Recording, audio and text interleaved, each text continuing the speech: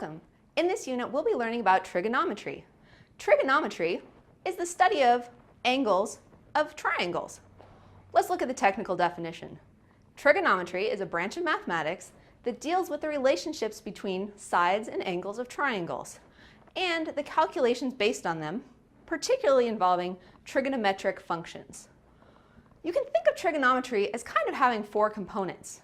We want to study both triangles, circles, and the relationships between the angles of these objects. We look at three main trigonometric functions, sine, cosine, and tangent, and we want to study oscillatory behavior, as we see in this graph here, the functions that oscillate back and forth. Let's look at a simple example. When you were a kid, you might have had a slinky toy. Well, the slinky toy is a great example of oscillatory behavior. Notice if I take my slinky and bounce it, I get some oscillations. The slinky oscillates back and forth. You can also take the slinky and make some waves. When I make waves with my slinky, that's another example of oscillatory behavior. Notice that the polynomials we've been studying so far won't be able to account for this type of behavior. Polynomials can have some wiggles to them, but eventually they either tend to infinity or minus infinity. So we need some sort of function with periodic behavior. By periodic, I mean it oscillates with time and does the same thing over and over again forever and ever. We're not going to play with this slinky forever, though. Let's look at the correspondence between circles and triangles. You might not think these two things have a lot in common. If we consider a circle of radius r, and we can think of a point on the circle with coordinates x, y, we could create a triangle from this circle by dropping a perpendicular from the point x, y onto the x-axis. Then we have the triangle labeled as you see here. This is often called the unit circle when I replace that radius with 1. So take the circle I had before, replace the radius with 1, we get a unit circle, and we call the angle that that radial line makes with the x-axis an angle theta. Theta is just a Greek letter that we often use for angle. There's nothing special about the letter theta. It's just a convenient way to let people know we're talking about an angle there. If we just look at the triangle from this picture, we can think about, well, how would we determine what theta was if we knew some of the sides from that right triangle? So with my right triangle, I have three kind of main sides to the triangle. There's the hypotenuse, the side opposite the right angle. There's the adjacent side, the side next to the angle I'm interested in, theta, and the opposite side, the side on the opposite side of the triangle from theta. This brings us to those trigonometric functions we mentioned before. We have three main trigonometric functions we'll talk about. That's the sine, the cosine, and the tangent. These three functions can be related to the right triangle via the relationship that the sine is the opposite side over the hypotenuse, the cosine is the adjacent side over the hypotenuse, and the tangent of an angle is the opposite side over the adjacent. A lot of students like to use the mnemonic SOHCAHTOA to help you remember this. SOHCAHTOA basically is so, sine is opposite over hypotenuse, cosine is adjacent over hypotenuse, and TOA, tangent is opposite over adjacent. Let's take some more look at these trigonometric functions. Well, we said that this triangle was also related to the unit circle, or any circle for that matter. The unit circle is just a special circle with radius 1.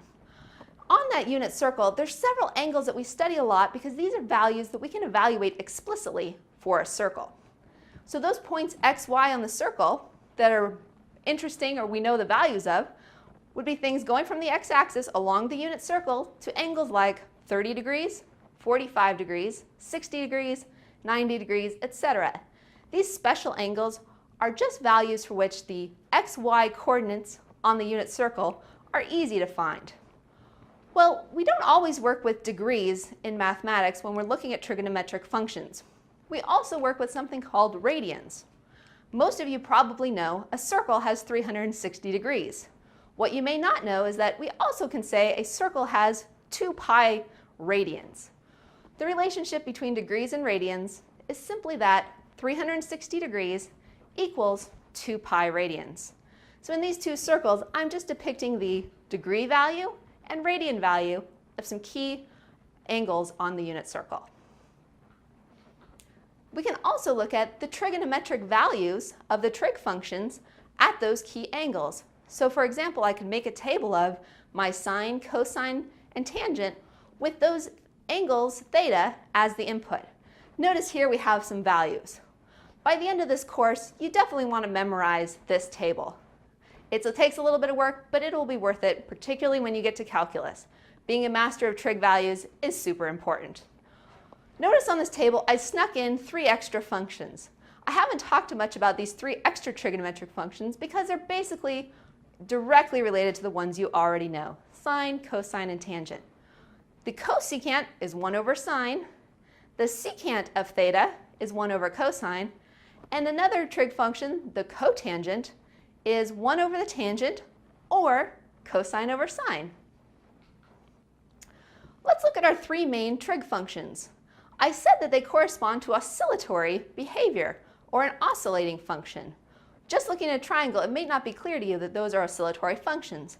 But basically, as I change an angle, theta, and input it into this function, I get differing values, and these values repeat with time.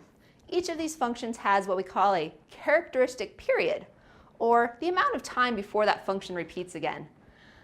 Up on this graph, you see our sine, our cosine, and our tangent graphs. You'll be working with these more in future units. Another thing that you'll be learning a lot about is trig identities. Trig identities are basically relationships between our trig functions that help us solve equations and manipulate expressions involving the trig functions.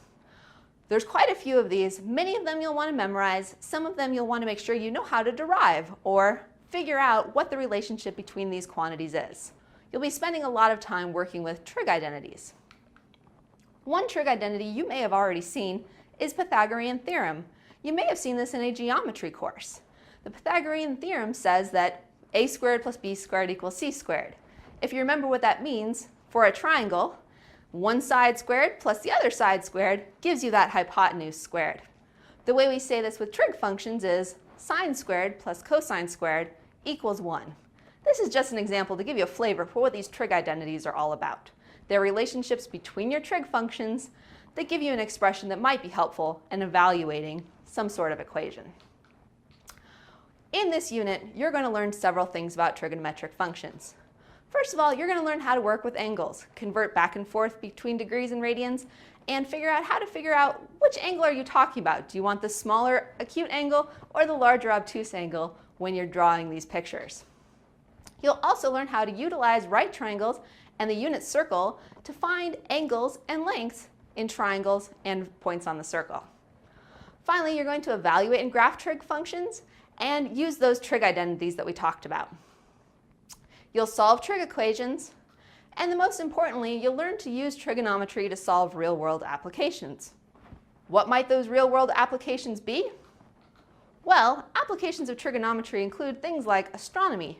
Trigonometry was actually first developed to help talk about astronomy problems. They wanted to figure out things like where bodies were going to be in the sky at different periods of time, and that involves a lot of triangles. If you think about it, if I know the planet was here one day and up there the next, I'm making some sort of angle that I can use trigonometry to deal with. Other things include geography, optics, architecture, mechanics, seasonal phenomena, anything that changes with time in some sort of oscillatory behavior, like the seasons or the temperature as a function of time throughout the year, is something that might be suitable for study with trig functions. Signal processing is another very popular area to use trigonometry with, because most signals you can think of as waves, and studying those waves involves trig functions.